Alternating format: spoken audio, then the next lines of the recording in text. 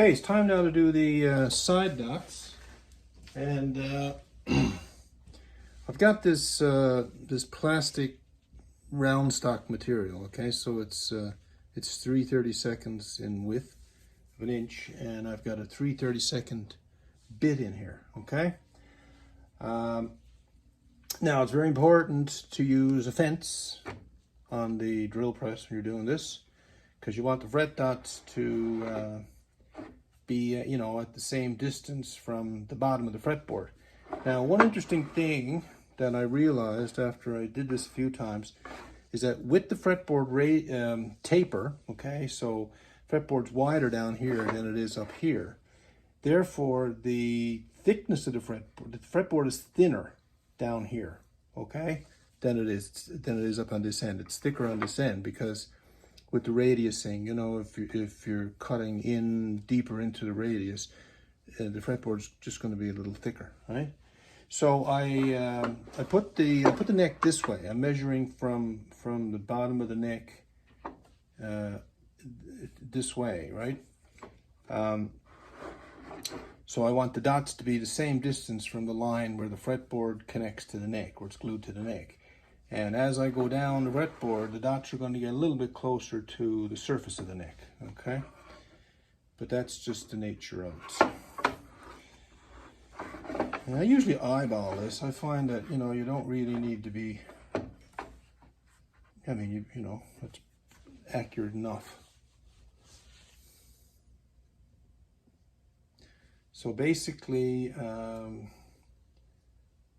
put the depth stop here. Kind of eyeball. It would be nice to have the fretboard level, I must admit. Hold on a second. I get it up like that. I put a little block under it. Hold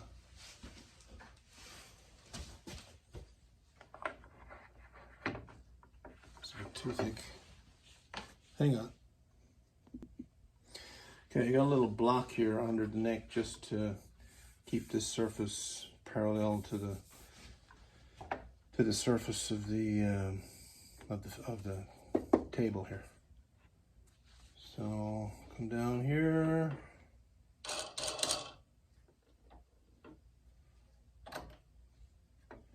All right, and we'll just start going.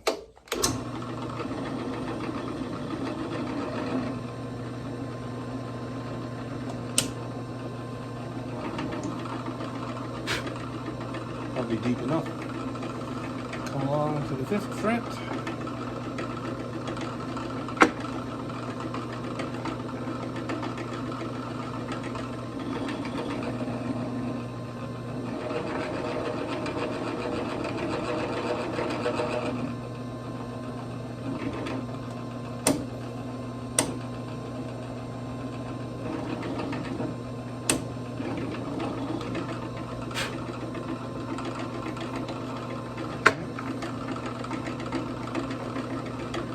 To the 7th fret. Always count because it's easy to make a mistake.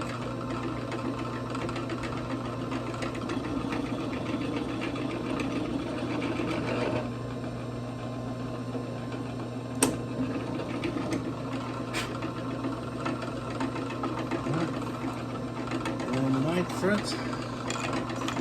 A little block here again. Like that.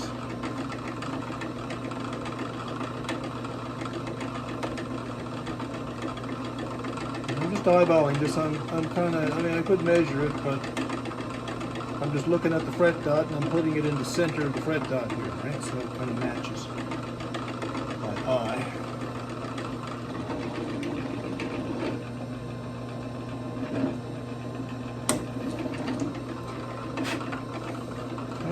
Now, when I come down here to the 12th fret, it's 2 dot markers that go here, right? So I usually put one just on one side of the dot and the other on the other side.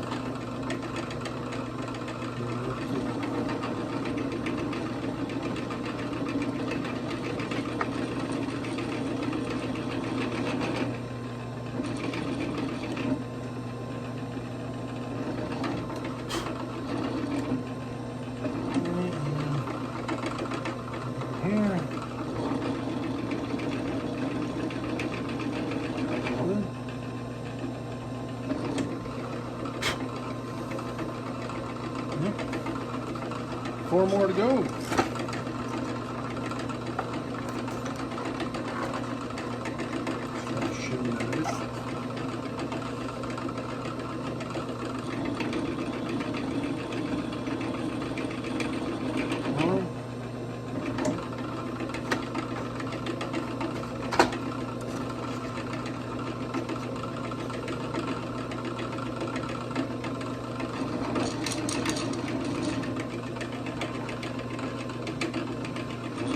Two.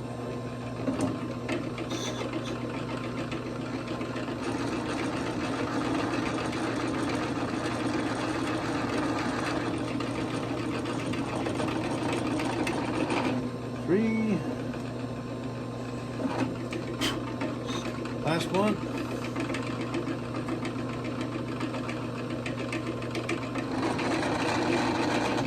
Four.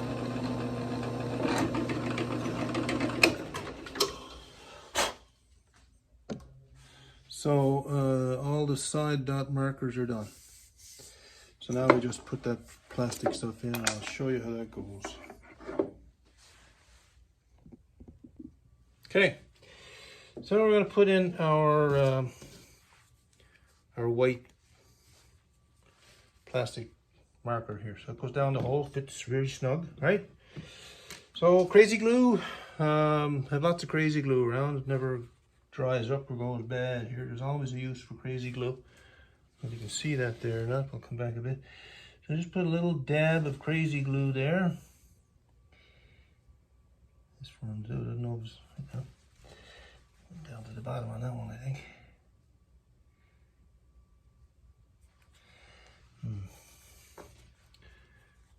Just gonna run a bit slow.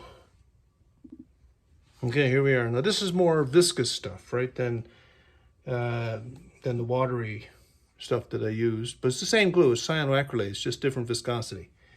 So this is the regular crazy glue that you get in the box stores. So just put a little dab in the hole there. Stick this piece of plastic stuff down in the hole. Hold on a second. I don't know how to get there. There we go. And then cut it off. There you go, just like that. And I'll put all these in and then sand them and make them flush, right? We'll come back in a sec. So I have the fret dots, the side dots rather, all installed. And you can see here, they're all flush sanded, and they're the same distance from the bottom of the fretboard. Okay, that's the important thing, because if you go by the top of the fretboard, like I say, the fretboard's wider up here than it is down the bottom. It's going to look could look a bit funny, but anyway, there they are. I think it looks pretty good. Okay. So next job will be to put the frets in. Okay.